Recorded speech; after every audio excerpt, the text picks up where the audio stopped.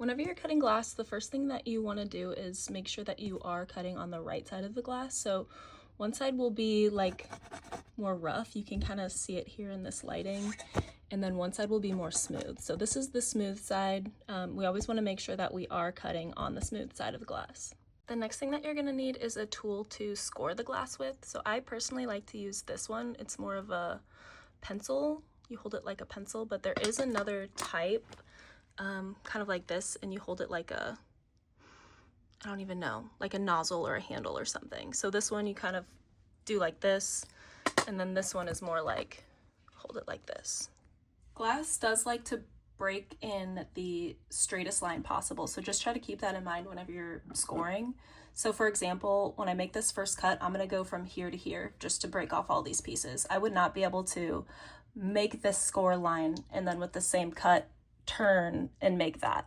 The glass will not break in that way. So when you score the glass, you really want to go straight lines, I'd say for the most part, beginning to end, keeping constant pressure on your tool the whole way through. So for example, when I do this first cut, I'm going to go from this end of the glass to this end of the glass in one single score line. You don't want to pick up your tool and then go back at it, and you want to have constant pressure throughout the whole scoring process. Then when you go to break the glass, there are a couple tools that you'll need. This first one is called a running pliers. This is mainly used for whenever you want to break the glass in straight lines. So this would be perfect for this first cut that I did. You can see the bottom has kind of like that curved edge. That means that the glass is going to be pushed up when it breaks. And then there is a guiding line on the top. So you also want to make sure that this line right here is being lined up with the score line that you just made. So whenever I go to make this first break, I'm always going to start at the end where my score line stopped. So I'm going to flip this over, use my running pliers, make sure the line is on top, the curved side's on bottom. Put that at the end of the glass and then just firm pressure and it should just break pretty easily. Like that. I'm going to do another cut right here just to sort of start dividing out the pieces.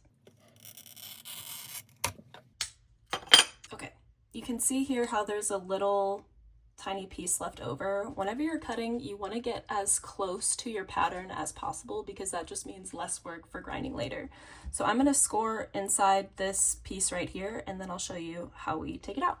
Inside curves like this are probably one of the hardest pieces to cut, so whenever you're doing your score line, you want to put a decent amount of pressure and get as close to the pattern as possible. And then you're going to take your tool, this is called a Grosing pliers. It's meant to pull those tiny little pieces out. So I have this big one, and then I also have this smaller one.